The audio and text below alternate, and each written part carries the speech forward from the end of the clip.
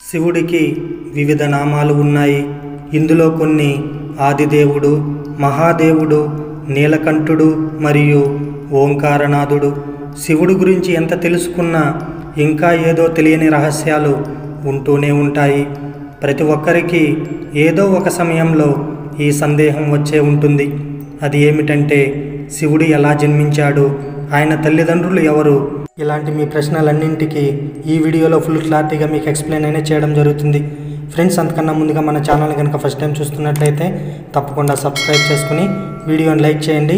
అలాగే వీడియోని స్కిప్ చేయకుండా చివరి వరకు చూడండి. ఫ్రెండ్స్, ముందుగా శివపురాణంలో శివుడి జన్మకు సంబంధించిన ఒక కథ గురించి తెలుసుకుందాం. శివపురాణం ప్రకారం భగవంతుడైన శివుణ్ణి స్వయంభూ అంటారు. అంటే దానికి అర్థం శివుని యొక్క జన్మ అనేది స్వయంగా జరిగింది అని. శివుడికి తల్లిదండ్రి లేరని మనం అర్థం చేసుకోవాలి. అందుకే శివుడు పంచభూతాలని తన శక్తితో కంట్రోల్ చేయగలడు. దీనివలన శివుడికి మృత్యువు అనే భయం కూడా లేదు. శివుడికి చావు అనేదే లేదు. ఇప్పుడు విష్ణు పురాణంలో చెప్పబడిన భగవంతుడు శివుడి యొక్క జన్మకు సంబంధించిన ఒక కథ గురించి మాట్లాడుకుందాం. విష్ణు పురాణం ప్రకారం విష్ణువు నుదుటి నుంచి వచ్చిన తేజస్సు కారణంగా శివుడి యొక్క జన్మ జరిగింది. విష్ణువు నాభి భాగం నుంచి బ్రహ్మ ఉద్భవించాడు. అయితే విష్ణువు జన్మ గురించి శివపురాణంలో ఉంది. శివుడు ధ్యానం చేస్తూ రుద్రాక్షమాలను లెక్కిస్తూ ఉండగా ఒక రుద్రాక్ష నుంచి విష్ణువు జన్మించాడు. ఇక్కడ మనం గమనించినట్లయితే విష్ణు పురాణం మరియు శివపురాణం రెండు ఒకదానికొకటి పూర్తి వ్యతిరేకంగా ఉన్నాయి. ఇవే కాకుండా శివుడి జన్మకు సంబంధించిన ఇంకొక పురాతన కథ కూడా ఉంది. ఈ కథ గురించి కూడా మీ ఇంట్లో అమ్మమ్మ, తాతయ్యలు చెప్పే ఉంటారు.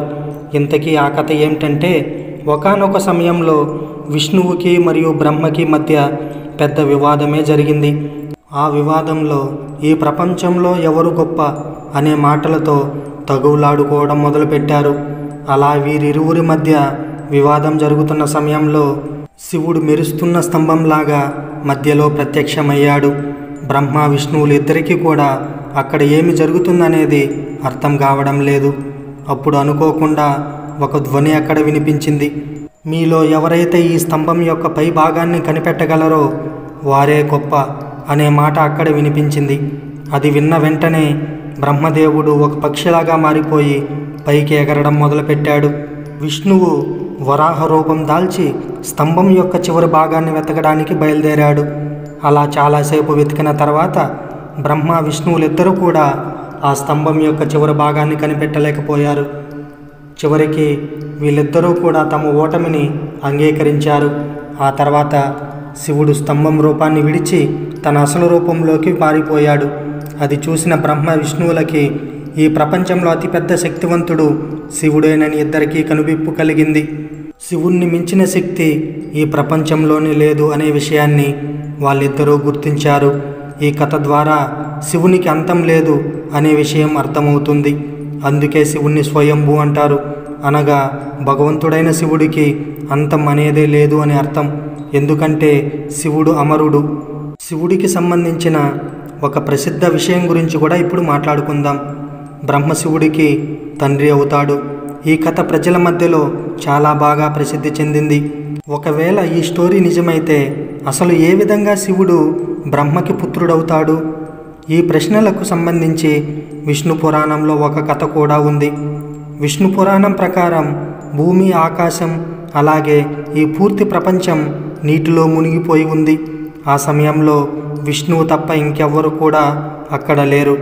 ఆ సమయంలో కేవలం విష్ణువు మాత్రమే నీటి మీద తేలియాడుతూ ఉన్నాడు. ఆ తర్వాత విష్ణువుకి నాభి నుంచి ఒక కమల పుష్పంలో బ్రహ్మ జన్మించాడు. బ్రహ్మ, విష్ణువులు ఇద్దరూ కలిసి ఈ ప్రపంచం గురించి మాట్లాడుతూ ఉన్నప్పుడు మధ్యలో శివుడు ఉద్భవించాడు. అప్పుడు బ్రహ్మ శివుణ్ణి గుర్తుపట్టలేదు. అప్పుడు శివుడు అక్కడ నుంచి మాయమైపోయాడు. ఇదంతా గమనించిన విష్ణువు బ్రహ్మకి దివ్య సృష్టి ప్రసాదించి శివుని గురించి గుర్తు చేశాడు. ఆ తర్వాత బ్రహ్మదేవుడు తన తప్పుని తెలుసుకొని శివుణ్ణి క్షమాపణ అడిగి పుత్రుడి రూపంలో తనకు జన్మించమని శివుణ్ణి అడిగాడు. అప్పుడు శివుడు బ్రహ్మదేవుడి ప్రార్థనను అంగీకరించి ఆశీర్వాదం ఇచ్చాడు. ఆ తర్వాత బ్రహ్మదేవుడు సృష్టిని సృష్టించే సమయంలో తనకి ఒక పిల్లవాడి అవసరం పడింది. అప్పుడు శివుడి యొక్క ఆశీర్వాదం బ్రహ్మదేవుడికి గుర్తొచ్చింది. వెంటనే శివుడి కోసం బ్రహ్మ తపస్సు చేయడం మొదలుపెట్టాడు. అలా కొంతకాలం తర్వాత శివుడు ఒక బాల రూపంలో బ్రహ్మ ముందు ప్రత్యక్షమయ్యాడు. ఆ బాలుడు బ్రహ్మ ముందు నిలుచుని ఏడుస్తూ ఉన్నాడు. అప్పుడు బ్రహ్మ ఆ బాలుణ్ణి ఎందుకు ఏడుస్తున్నావు అని అడిగితే అప్పుడు ఆ బాలుడు నాకు ఎలాంటి పేరు కూడా లేదు అని సమాధానమిచ్చాడు. అలా బ్రహ్మదేవుడు ఆ బాలుడికి రుద్ర అనే పేరు పెట్టాడు. ఆ పేరుకు అర్థం ఏడుస్తూనే ఉన్నవాడు అని. ఆ పేరు పెట్టినప్పటికీ కూడా ఆ బాలుడు ఏడుపు ఆపలేదు. దాంతో బ్రహ్మ ఇంకో పేరు పెట్టాడు. రెండో పేరు కూడా ఆ బాలుడికి నచ్చలేదు. అలాగే ఇంకా ఏడుస్తూనే ఉన్నాడు. ఏదో విధంగా ఆ బాలుడి ఏడుపు ఆపాలని బ్రహ్మదేవుడు శివుడికి 108 పేర్లు పెట్టాడు. రుద్ర, సర్వ, ఉగ్ర, భీం, ఈశ మరియు మహాదేవ్ లాంటి పేర్లు పెట్టాడు. శివపురాణం ప్రకారం ఈ పేర్లన్నీ కూడా భూమి మీద రాయడం జరిగింది. దీని తర్వాత శ్రీమద్దేవి మహాపురాణం గురించి మాట్లాడుకోవాలి. ఈ పురాణంలో మహాదేవుడి యొక్క తల్లిదండ్రుల గురించి చెప్పారు. శ్రీమద్దేవి మహాపురాణం ప్రకారం ఒకసారి నారదుడు తన తండ్రి బ్రహ్మతో సృష్టి నిర్మాణం ఎవరు చేశారు అని అడిగాడు. అలాగే మీ త్రిమూర్తుల యొక్క తల్లిదండ్రులు ఎవరు అని అడిగాడు. అప్పుడు బ్రహ్మదేవుడు ఈ విషయం గురించి నారదుడికి చెప్పాడు. బ్రహ్మదేవుడు నారదుడికి చెప్పిన ఈ విషయం చాలా ఆశ్చర్యకరంగా ఉంటుంది. బ్రహ్మదేవుడు ఏం చెప్పాడంటే దుర్గాదేవి నుండి బ్రహ్మ, విష్ణు, మహేశ్వరులు పుట్టారు అని సెలవిచ్చాడు. ఆ దుర్గాదేవే మా ముగ్గురికి తల్లి అని బ్రహ్మ చెప్పాడు. మరియు కాల సదాశివుడు మా త్రిమూర్తుల తండ్రి. ఈ కథతో పాటు దేవి మహాపురాణంలో బ్రహ్మ, విష్ణు మధ్య జరిగిన గొడవ గురించి ఇంకో కథ కూడా ఉంది. దేవి పురాణం ప్రకారం ఒకసారి బ్రహ్మ మరియు విష్ణువు మధ్య పెద్ద గొడవే జరిగింది. గొడవలో భాగంగా బ్రహ్మ ఈ సృష్టిని నేనే తయారు చేశాను అని అన్నాడు. దీనికి సమాధానంగా విష్ణువు నేను తండ్రిని, ఎందుకంటే నా నాభి నుంచి నువ్వు ఉద్భవించావు కాబట్టి అన్నాడు. అలా వీళ్ళిద్దరి మధ్య గొడవ పెరుగుతూ వచ్చింది. ఈ విషయాన్ని గమనించిన సదాశివుడు అక్కడికి వచ్చి, పుత్రుల్లారా, నేను మీకు యూనివర్స్ని తయారు చేయడం, పాలించినటువంటి 2 పనులు అప్పగించాను. ఇదే విధంగా శంకరుడికి సంహరణ, తిరోగతి లాంటి పనులు అప్పగించాను. సదాశివుడు ఇంకా మాట్లాడుతూ, నాకు 5 ముఖాలు ఉన్నాయి. 1 ఆకాత్, 2 ఉకాత్, 3 ముకాత్, 4 బిందు మరియు 5వ ముఖం నుంచి నాద్ అంటే శబ్దం ఉద్భవించింది. ఈ 5 ముఖాలను కలిపి చూసినట్లయితే ఓంకారం తయారవుతుంది.